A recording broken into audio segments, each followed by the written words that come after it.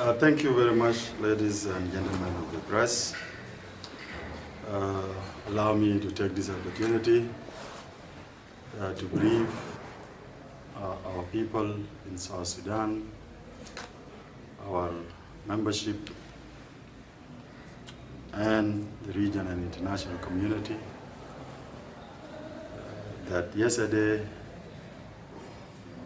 UPA, which is United People Alliance, UPA, and the Juba regime base and the stakeholders has discussed the root causes of the conflicts in South Sudan. Let me inform you that as a UPA, we believe and we summarize the root cause of conflict in South Sudan into two main root causes of conflict, only two. First, it is a strategic failure of political leadership. Second is a power struggle. There are other underlying contributing factors to the conflicts in South Sudan, and these actually are as a result of these two main things. Strategic leadership, strategic failure of political leadership, you can see it in almost 16 points, and many more. First, lack of a national vision and a strategic direction for South Sudan. The country has no vision, the country has lost the direction. That is number one. Two, there is a dysfunctional system of governance. There is no governance, it is dysfunctional. It is not working. Three, politicization and weaponization of ethnicity. Everyone is talking about tribe, about the region. Four, politicized and tribalized security sector. The army is tribal, tribal militia. There is no national army. There is no national security. There is no national police service. There is nothing. Everything is tribalized. We need a national army that all South Sudanese see themselves in it. Again, the issue of land occupation, land disputes, land grabbing. If you can see our people in Malakal, they used to live together in peace. Now, the very community is divided along tribal line because of the land. Our people in Equatoria also divided because of the issue of land. And when someone raises the issue of land, you will be told, we have liberated you. What kind of country is this? People are fighting over the issue of land. Just recently, more than 41 people of our citizens died over the issue of land. 6, environmental degradation. If you go to Unity States or Upper, these are the areas who are giving us oil, the only resources for the country. Yet, children are born, some of them without hands, some of them have no legs, some of them have more than 3 legs. It is serious. Animals are dying everywhere. The other thing, it is the issue of corruption and mismanagement of public resources. There is serious corruption in the country. Cartels are everywhere. Oil is even sold as cargoes in the country. This is serious. Revenue authorities, revenue are not even collected properly. These are serious issues. Lack of rule of law. There are no laws in the country. Everyone acts with impunity and does whatever he wants to do. Lack of political will to reconcile and heal the nation. In 2013, we have fought, we have done terrible stuff to ourselves as people of South Sudan. Yet, you have never seen the president and his first vice president coming together to appeal and heal the nation. 10, mismanagement of economy. 11, failure to forge a national identity. The leadership in Juba has failed to bring us together as South Sudanese, regardless of your region, your tribe, your county. They have failed. 12, misguided foreign policy. There is no foreign policy in the country. Our foreign diplomats are left to cry around the world. As you have seen in Rome, many of them are discharged and evicted from their houses and apartments in New York and Washington, D.C., and Brussels, and even here in Kenya. Failure to implement agreements and national laws. As you can see, our elder, Honorable Abil said many agreements dishonored on his book. Yet, this very government have dishonored so many agreements, including the 2018 agreement. They signed agreement, they approved laws in the parliament, they are not addressed.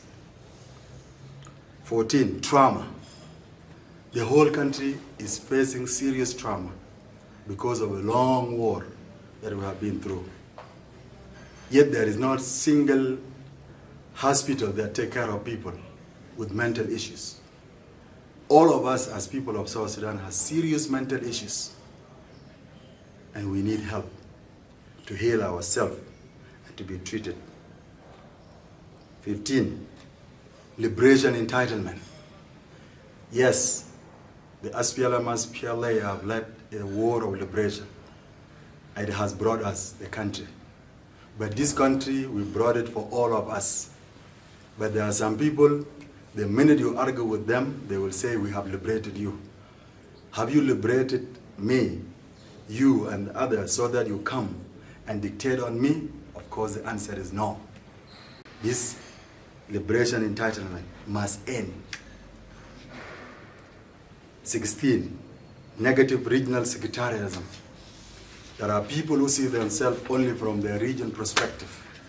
That too cannot help the country. We are South Sudanese. Yes, we have our tribe. Yes, we have our states. Yes, we have our county. Yet we are people of South Sudan. We must unite together and come together and forget about our region, about our tribe, about our counties. The second main one, it is a power struggle. There is a serious power struggle in the country among political and military elites, especially at the top of leadership. There is a political deadlock. Nothing moves. We are stuck as people. There is nothing is moving. RRCs is dead. All the agreements are dead. Yet, the government insists on a very failed agreement. All these are the root cause of conflict in South Sudan. The UPA, Juba-based regime and stakeholders agreed on the list that I have just narrated. We agree on it, they all accepted it as the root cause of conflict. And we agreed to form a committee that will work with all of us from the regime, from UPA, and also from the stakeholders. We will find solution to these root causes. And then, and only then, if these root causes are addressed and the solution is found, UPA can only sign an agreement that will address these root causes. If the agreement doesn't address these root causes of conflict in our country, which is the issue of leadership failure and power struggle, let it be known that UPA will never, ever sign such an agreement. Surprisingly, Juba regime agreed and even accept that the RRC is a good agreement, that their only problem is because they have failed to implement it. This is after 6 years, they admit that they have failed to implement the RRCs. All of them. How many more years they need for failures? How many more years of 20 years of the same fail again and again and again? The UPA, once again, let me end, that we can only sign an agreement that addresses the root cause of conflict, an agreement that will bring a permanent peace, an agreement that will build a united, prosperous South Sudan, an agreement that will usher our country into an era of peace, democracy, and rule of law. Thank you very much. Talk a little bit about the progress so far made in the Tumaini. I understand parties are now engaged in discussing the relationship between Tumaini and RRC. So how far, and what's the assessment of UPA so far in that regard? That is the third agenda of the talks. The first agenda, it was the issue of identity of the parties. And we completely disagree. First, as a UPA, we believe that we have formed an alliance that brings all the political forces together to fight for change, to fight for the mission of peace in our country. This is our mission. That UPA is here to stay, and nobody under the sun can tell us that you cannot use your name. This is something we have made very clear to the government from day one.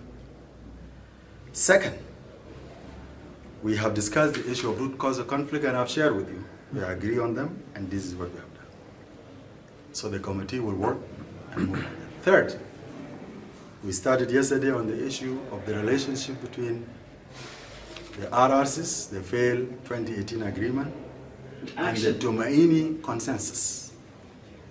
And our position is very clear, that we have discussed with the same government for over 8 months here in Kenya.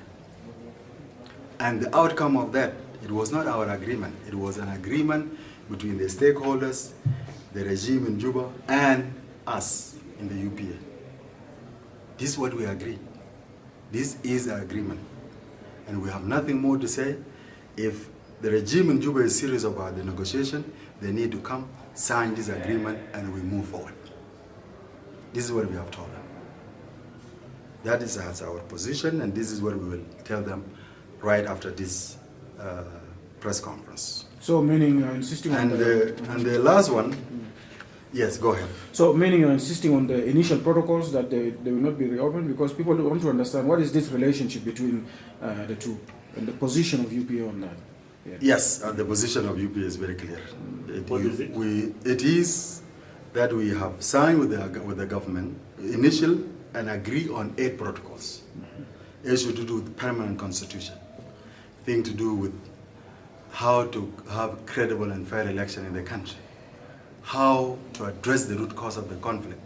All these issues that we are raising here and discussing are already discussed and agreed under this process, which is the Tumaini consensus. And more importantly, by the way, this Tumaini consensus is an agreement that we have actually talked with one of a great country that is willing to help us to organize a donor conference, and if they are willing to put a lot of money on this, this will bring a lot of European countries from international community. We will have a donor conference, and this donor conference will bring a lot of money that will change the life of our people, because as you know, our civil servants have been gone now for more than 14 months without salaries. This has to change. Our citizens are stuck in Sudan. Even Sudanese have run away from Sudan. Yet our citizens are stuck there. Nobody even taking care of them. We need to mobilize and make sure they are repatriated back home. You know, we have so serious national issues. The country needs rescue, and rescue is now. UPA is very committed to negotiate on that principle. Thank you very much.